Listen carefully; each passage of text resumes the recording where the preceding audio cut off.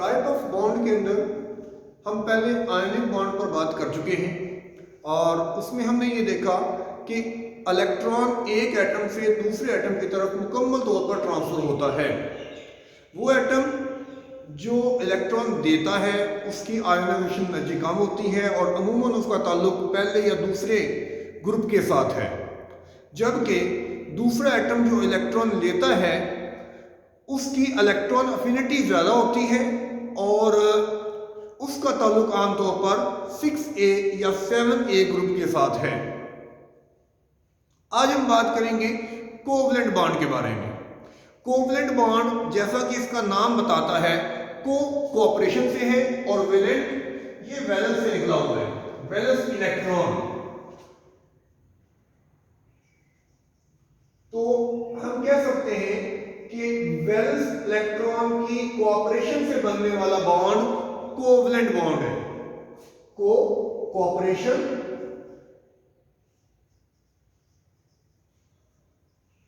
और valence electron, तो valence electron की कोऑपरेशन से बनने वाला बॉन्ड उसको हम कोवलेंट बॉन्ड कहते हैं।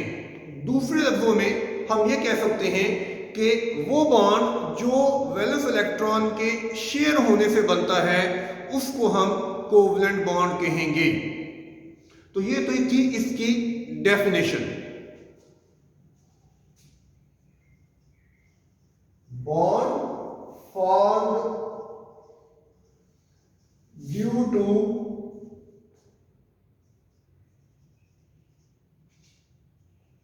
Sharing of electrons between two atoms।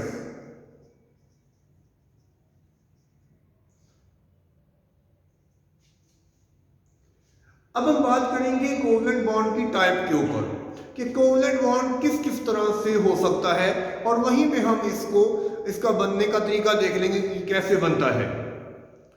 तो जब इसकी टाइप की बात आती है तो उसके अंदर सबसे पहले हमें क्राइटेरिया को समझना चाहिए। कोवलेंट बॉन्ड की क्लासिफिकेशन दो तरीकों से की जाती है। एक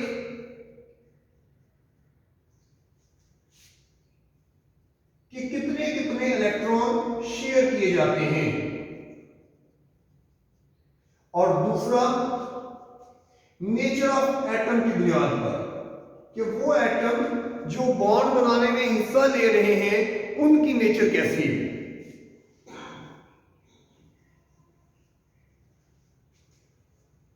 तो जब हम इलेक्ट्रॉन की शेयरिंग की बुनियाद पर बात करते हैं तो इसमें हम पहली टाइप सिंगल कोवलेंट बॉन्ड लिखते हैं, दूसरी टाइप डबल कोवलेंट बॉन्ड और तीसरी टाइप ट्रिपल कोवलेंट बॉन्ड। जबकि नेचर ऑफ एटम की बुनियाद पे दो टाइप के कोवलेंट बॉन्ड एग्जिस्ट करते हैं, एक जिसे आप कहते हैं पोलर और दूसरा जिसे कहा जाता है नॉन पोलर। हम एक एक करके इन तमाम टाइप्स को डिस्कस करेंगे। सबसे पहले हम बात करेंगे सिंगल कोवलेंट बॉन्ड के बारे में।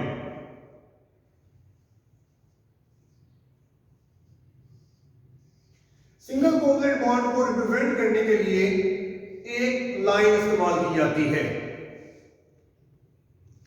सिंगल कोवलेंट बॉन्ड जैसा कि इसकी क्लासिफिकेशन के अंदर हम देख चुके हैं कि ये बनाया गया है नंबर, ये टाइप बताई जाती है नंबर ऑफ शेयर्ड इलेक्ट्रॉन पर।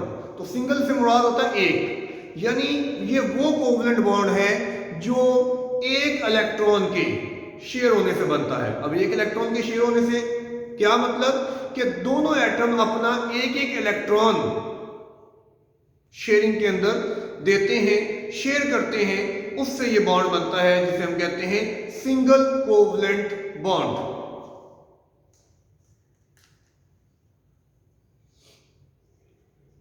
Bond due to one electron from each atom, हर एटम से एक इलेक्ट्रॉन शेयर होता है और उससे जो बॉन्ड बनता है उसे हम कहते हैं single covalent bond. For example hydrogen, यहां पे हम डॉट क्रॉस फॉर्मूला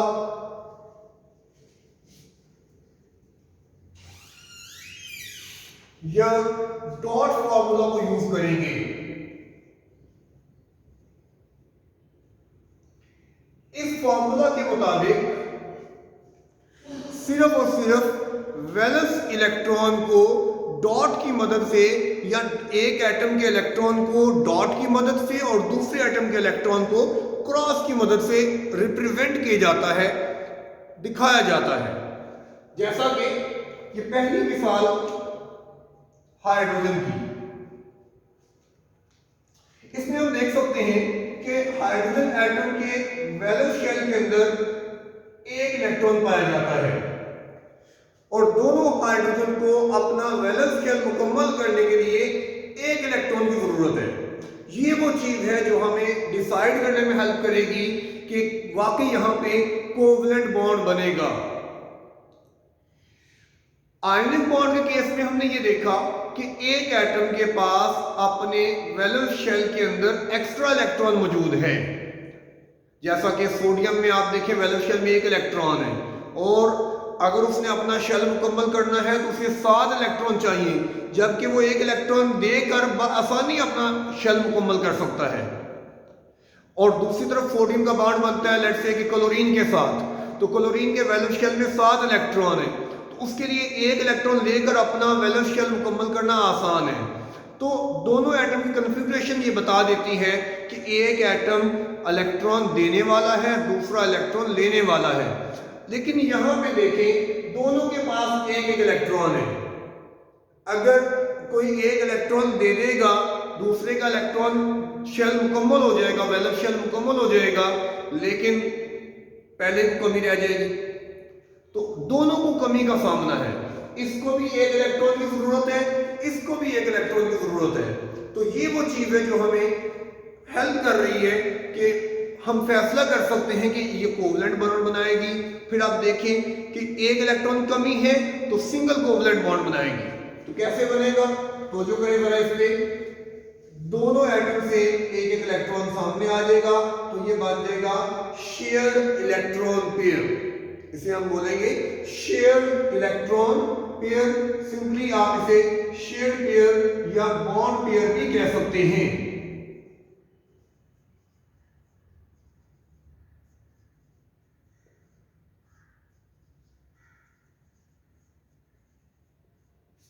इस तरह से हाइड्रोजन और हाइड्रोजन के माबैन एक सिंगल कोवलेंट बॉन्ड बनता है। हम इसको इस तरह से भी लिख सकते हैं। दूसरी एग्जांपल हम यहां पे फ्लोरीन को कंसीडर कर रहे हैं।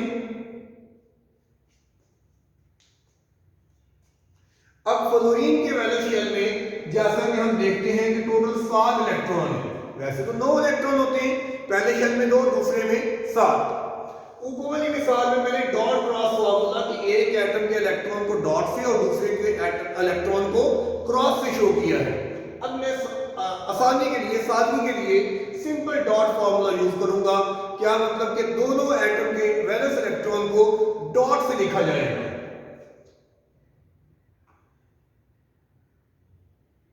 इस तरह से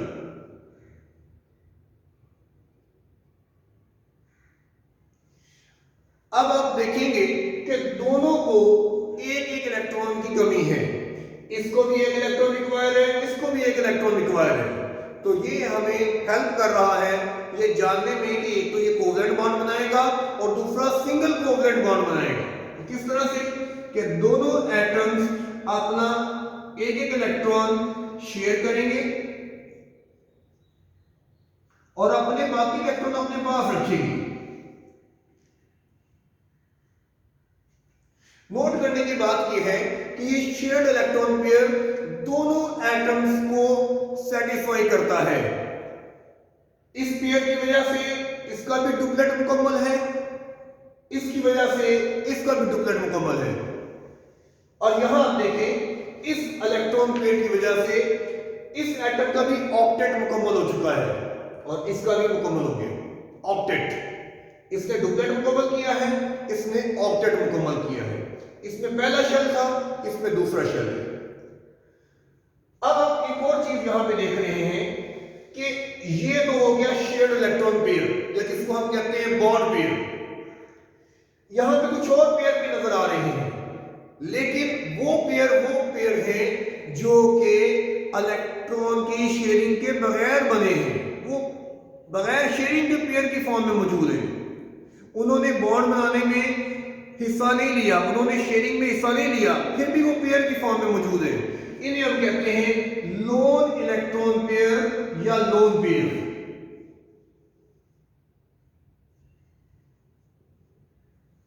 मॉलिक्यूल की ज्योमेट्री को समझने के लिए इन दोनों तरह के इलेक्ट्रॉन्स को आइडेंटिफाई करना बहुत अहम होता है। हम आगे चलेंगे और आप बात करेंगे डबल कोवलेंट बॉन्ड की और ट्रिपल कोवलेंट बॉन्ड की और बाकी जो हमारे पास टाइप्स रह गई है उनकी।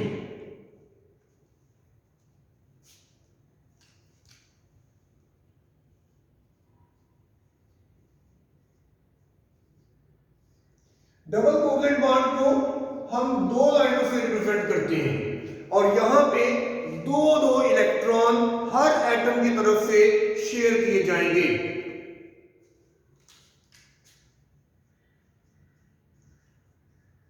Two electrons from each atom. दोनों एटम से दो दो इलेक्ट्रॉन शेयर किए जाएंगे। इसमें हम एग्जांपल ले सकते हैं ऑक्सीजन की।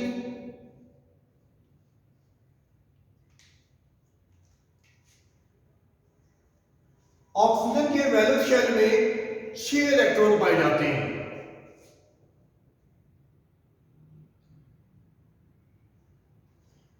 और O2 का मतलब है कि 2 ऑक्सीजन एटम मौजूद हैं।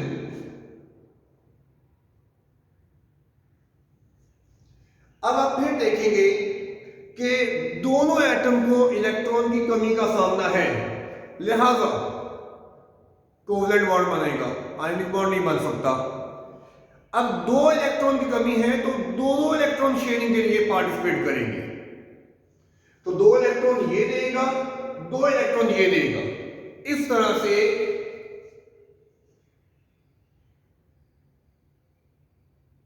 यहां पे 2 शेयर्ड इलेक्ट्रॉन पेयर होंगे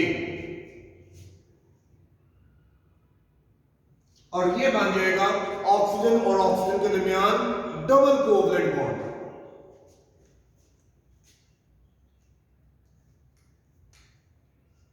ये फ्लोरीन का सिंगल कोवलेंट बॉन्ड और ये ऑक्सीजन ऑक्सीजन का डबल कोवलेंट बॉन्ड। यहां पे हमारे पास चॉइस होती है, हम चाहे तो इसके लोन पेयर इलेक्ट्रॉन को शो करें और चाहे तो ना करें। अभी हम बात करेंगे ट्रिपल कोवलेंट बॉन्ड की।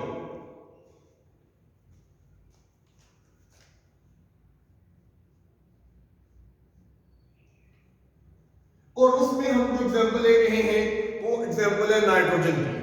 डेफिनेशन अब आप समझ गए होंगे। ट्रिपल कोवलेंट बॉन्ड में 3 इलेक्ट्रॉन हर एटम की तरफ से शेयर किए जाते हैं। दोनों एटम जो बॉन्ड बनाने में हिस्सा ले रहे होते हैं वो 3 इलेक्ट्रॉन कंट्रीब्यूट करते हैं, शेयर करते हैं, जिससे ट्रिपल कोवलेंट बॉन्ड बनता है। जैसा कि आप नाइट्रोजन के एग्जांपल में देखेंगे कि दोनों नाइट्रोजन उनके वैलेंस शेल के अंदर 5 इलेक्ट्रॉन मौजूद हैं। टोटल 7 इलेक्ट्रॉन है और वैलेंस शेल के अंदर 5 इलेक्ट्रॉन है। अब ये 3 इलेक्ट्रॉन अपने शेयरिंग में देंगे। क्यों 3 इलेक्ट्रॉन शेयरिंग में देंगे? तो शुरू से शुरू करते हैं जरा। सबसे पहले ये देखें कि दोनों के वैलेंस शेल में 5 इलेक्ट्रॉन है। इसे भी अपना वैलेंस शेल मुकम्मल करने में 3 इलेक्ट्रॉन रिक्वायर्ड है, इसको भी 3 इलेक्ट्रॉन रिक्वायर्ड है। क्योंकि दोनों एटम को इलेक्ट्रॉन रिक्वायर्ड है तो इसका मतलब है कि इनमें से कोई भी इलेक्ट्रॉन डोनेट नहीं कर सकता, दोनों को इलेक्ट्रॉन चाहिए। तो ये कोवलेंट बॉन्ड बनेगा, आयनिक बॉन्ड नहीं बनेगा, पहली बात। दूसरी बात, दोनों को 3 इलेक्ट्रॉन चाहिए, इसको भी 3 इलेक्ट्रॉन चाहिए, इसको भी 3 इलेक्ट्रॉन चाहिए। और ये 3 इलेक्ट्रॉन कब मिलेंगे? जब ये 3 इलेक्ट्रॉन शेयर करेंगे। जितने इलेक्ट्रॉन शेयर करते हैं उतने इलेक्ट्रॉन उनको मिल जाते हैं, मतलब उनकी कमी पूरी हो जाती है। तो कैसे होगा?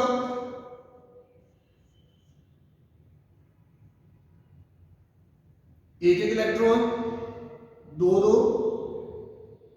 और ये तो एक एक इलेक्ट्रॉन दोनों तरफ से आता जाएगा और इस तरह से 3 इलेक्ट्रॉन दोनों एटम जो है वो शेयर करेंगे और इस तरह यहां पे ट्रिपल कोवलेंट बॉन्ड बनेगा नाइट्रोजन और नाइट्रोजन के दरमियान। दोबारा देखें, ये शेयर्ड इलेक्ट्रॉन पेयर है, शेयर्ड इलेक्ट्रॉन पेयर, ये lone pair. Shared electron pair ही होता है, चाहे वो सिंगल हो, चाहे वो डबल हो, चाहे वो ट्रिपल हो। और लोन पेयर होता है, मतलब ये है कि इनकी अपनी आइडेंटिफिकेशन है, जो इलेक्ट्रॉन की तादाद के बढ़ने से या कम होने से इफेक्ट नहीं होती। बॉन्ड पेयर अपनी एक आइडेंटिटी रखता है, चाहे वो सिंगल हो, चाहे वो डबल हो, चाहे वो ट्रिपल हो, उसमें कोई फर्क नहीं पड़ता। और लोन पेयर की अपनी आइडेंटिटी होती है और वो हमेशा सिंगल ही होता है। अगर डबल होगा तो 2 अलग अलग लोन पेयर माने जाएंगे, इसको एक लोन पेयर नहीं कहेंगे। जैसा कि फ्लोरीन में यहाँ पे 3 लोन पेयर हैं, एक लोन पेयर, 2 लोन पेयर और तीसरा लोन पेयर।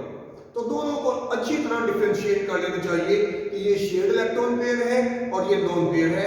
मॉलिक्यूल की ज्योमेट्री को समझने में, मॉलिक्यूल की शेप को समझने में बहुत अहम किरदार अदा करते हैं। तो यहाँ पे आप देखेंगे कि ये ट्रिपल कोवलेंट बॉन्ड बन चुका है नाइट्रोजन और नाइट्रोजन के दरमियान, जिसको 3 लाइनों की मदद से जाहिर किया जाएगा। तो ये हमारे पास एक तरह की जो टाइप्स हैं वो हमने कवर कर ली हैं, जिनमें हमने कोवलेंट बॉन्ड को नंबर ऑफ शेयर्ड इलेक्ट्रॉन पे की बुनियाद पर जो है वो क्लासिफाई किया है। उसमें सिंगल कोवलेंट बॉन्ड है, डबल कोवलेंट बॉन्ड है और ट्रिपल कोवलेंट बॉन्ड है। अगली जो हम क्लासिफिकेशन पढ़ने जा रहे हैं वो नेचर ऑफ एटम की बुनियाद पे है कि दोनों एटम किस नेचर के मालिक हैं। 2 एटम के दरमियान जो कोवलेंट बॉन्ड बन रहा होता है तो किस नेचर के मालिक हैं। अगर उनके दोनों एटम एक जैसे हैं तो उसको फिर आप क्या बोलोगे, और अगर एक एटम एक तरह का है, दूसरा दूसरी तरह का है, तो उसे हम क्या बोलेंगे। तो आप ये देख सकते हैं कि यहाँ पे जितनी भी एग्जाम्पल मैंने आपके सामने बनाई हैं, इन तमाम एग्जाम्पल के अंदर एक ही तरह का एटम मौजूद है। यहाँ दोनों एटम हाइड्रोजन है, यहाँ दोनों फ्लोरीन है, यहाँ दोनों ऑक्सीजन है और यहाँ दोनों नाइट्रोजन है। तो एक ही तरह के एटम है। तो ये जो है ये बताता है कि ऐसी सूरत में जो बॉन्ड बनेगा वो नॉन पोलर कोवलेंट बॉन्ड होगा। ये बॉन्ड हमारा नॉन पोलर कोवलेंट बॉन्ड होगा। नॉन पोलर कहने का क्या मतलब है, ये समझ आएगा हमें जब हम पोलर को समझ लेंगे। तो पोलर को थोड़ा पहले समझ लें कि पोलर किसे कहते हैं। नॉन पोलर में दोनों एटम एक जैसे होने चाहिए और पोलर में इसका मतलब है कि एटम शुड बी डिफरेंट। तो डिफरेंट एटम के दरमियान जब बॉन्ड बनेगा तो वो पोलर कोवलेंट बॉन्ड होगा। किस तरह से, एक एग्जांपल स्टडी करते हैं। और एग्जांपल इस वक्त हमारे पास मौजूद है HF की, हाइड्रोजन फ्लोराइड। नोट करें कि हाइड्रोजन के वैलेंस शेल में एक इलेक्ट्रॉन है, जबकि फ्लोरीन के वैलेंस शेल में 7 इलेक्ट्रॉन है। अब एक इलेक्ट्रॉन हाइड्रोजन को चाहिए अपना डुप्लेट मुकम्मल करने के लिए, बिकॉज उसका पहला शेल है, और एक इलेक्ट्रॉन फ्लोरीन को चाहिए अपना ऑक्टेट मुकम्मल करने के लिए, क्योंकि उसका दूसरा शेल है। तो दोनों को एक एक इलेक्ट्रॉन की रिक्वायरमेंट है। इसका मतलब है कि यहां कोवलेंट बॉन्ड बनेगा, आयनिक बॉन्ड नहीं बनेगा, पहली बात। दूसरी बात कि सिंगल कोवलेंट बॉन्ड बनेगा, क्योंकि दोनों को एक एक इलेक्ट्रॉन की रिक्वायरमेंट है, दोनों को एक एक इलेक्ट्रॉन चाहिए। तो क्या होगा, दोनों अपना एक एक इलेक्ट्रॉन देंगे शेयरिंग के लिए।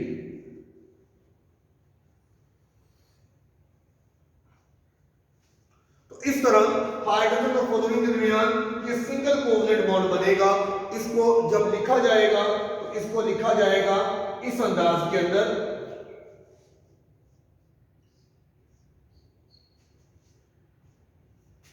लेकिन यहां पे पोलैरिटी वाली क्या बात है, पोलर होने की क्या बात है? पोलर का मतलब होता है एंड, सिरा।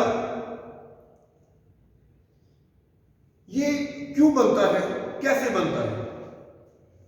देखिए फ्लोरीन जो है इसकी इलेक्ट्रोनेगेटिविटी ज्यादा है और हाइड्रोजन की इलेक्ट्रोनेगेटिविटी फ्लोरीन से कम है।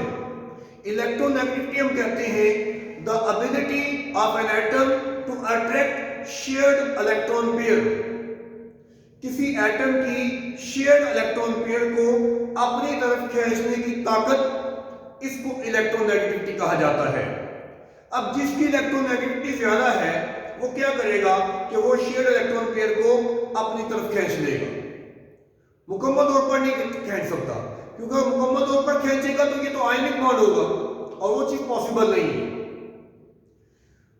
तो यहां पे इस केस के अंदर या इस केस में या इस केस में दोनों एटम की जो यहां पे बॉन्ड बनाने में हिस्सा ले रहे हैं, इन दोनों एटम की जो ताकत है वो बराबर है, लिहाजा इलेक्ट्रॉन सेंट्रलाइज रहते हैं, दरमियान में रहते हैं। 50% एक के पास, 50% दूसरे के पास। आधा टाइम इधर गुजारते हैं, आधा टाइम दूसरी तरफ गुजारते हैं।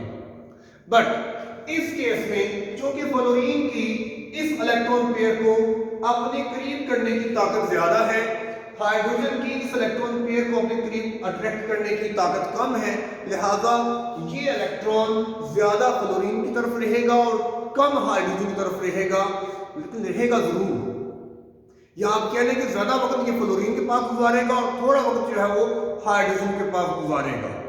तो इस वजह से फ्लोरीन जो है इलेक्ट्रॉन की वजह से उस पर आ जाएगा नेगेटिव चार्ज, लेकिन पार्शियल नेगेटिव, क्योंकि इलेक्ट्रॉन मुकम्मल ट्रांसफर नहीं हो रहा, इलेक्ट्रॉन कुछ उस तरफ गया है और इधर थोड़ा रह गया है, लिहाजा फ्लोरीन पर आएगा पार्शियल नेगेटिव और हाइड्रोजन से चूंकि इलेक्ट्रॉन दूर हो गए हैं इसलिए उस पर आएगा पार्शियल पॉजिटिव। पार्शियल का सिंबल हम यूज करते हैं और इसका मतलब होता है सम। कुछ तो कुछ पॉजिटिव और कुछ नेगेटिव आया है बिकॉज इलेक्ट्रॉन मुकम्मल तौर पर ट्रांसफर नहीं होते। इलेक्ट्रॉन एक एटम के करीब ज्यादा हो जाते हैं और दूसरे एटम की तरफ कम रहते हैं।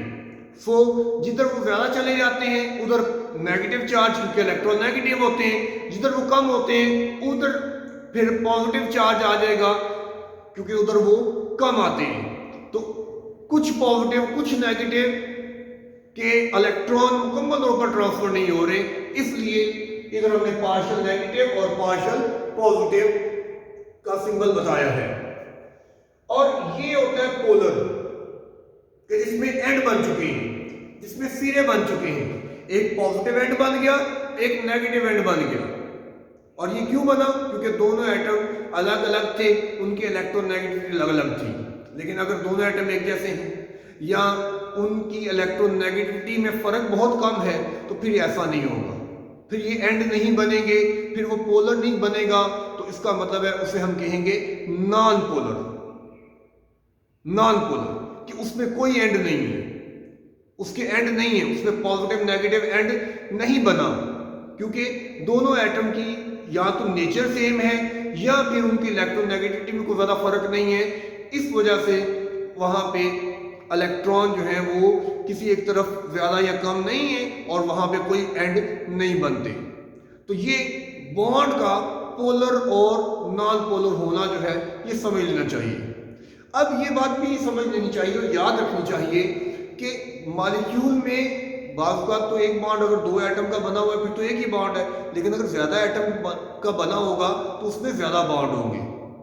तो बॉन्ड का पोलर होना एक अलग चीज होती है जो दो एटम के दरमियान होता है, लेकिन अगर एक मॉलिक्यूल है और उसमें कई बॉन्ड है तो उसका भी मॉलिक्यूल का पोलर होना एक अलग चीज होती है। तो बॉन्ड का पोलर होना हमने समझ लिया है, बॉन्ड का पोलर होता है। मॉलिक्यूल का पोलर होना क्या चीज होती है, वो हम कुछ और प्रॉपर्टीज को जब तक इंट्रोड्यूस नहीं कर लेते, उनको समझ नहीं लेते, तब तक हम मॉलिक्यूल के पोलर होने या नॉन पोलर होने का फैसला नहीं कर सकते। दुरुस्त तौर पर अंदाजा तो लगा सकते हैं, लेकिन हो सकता है वो अंदाजा गलत हो। तो फिलहाल बॉन्ड का पोलर होना या नॉन पोलर होना, इस चीज को समझ लेना चाहिए। आई होप कि आपको ये लेक्चर समझ आया होगा। अगर कोई सवाल हो तो कमेंट सेक्शन में बताएं, और हम अपने अगले लेक्चर के अंदर कुछ मॉलिक्यूलर शेप्स को बनाना सीखेंगे कि कोवलेंट मॉलिक्यूल जो होते हैं उनको कैसे ड्रा किया जाता है, उनका ये जो डॉट मॉडल है या डॉट क्रॉस मॉडल है इसको कैसे बनाया जाता है। थोड़े से ज़रा कम्प्लेक्स मॉलिक्यूल होंगे तो हमें उसको सीखना पड़ेगा। तो हम अगली वीडियो में उसके बारे में बात करेंगे। कोई सजेशन हो, कोई बात बतानी हो तो कमेंट सेक्शन में इसके हवाले से बताएं। अल्लाह हाफ़िज़।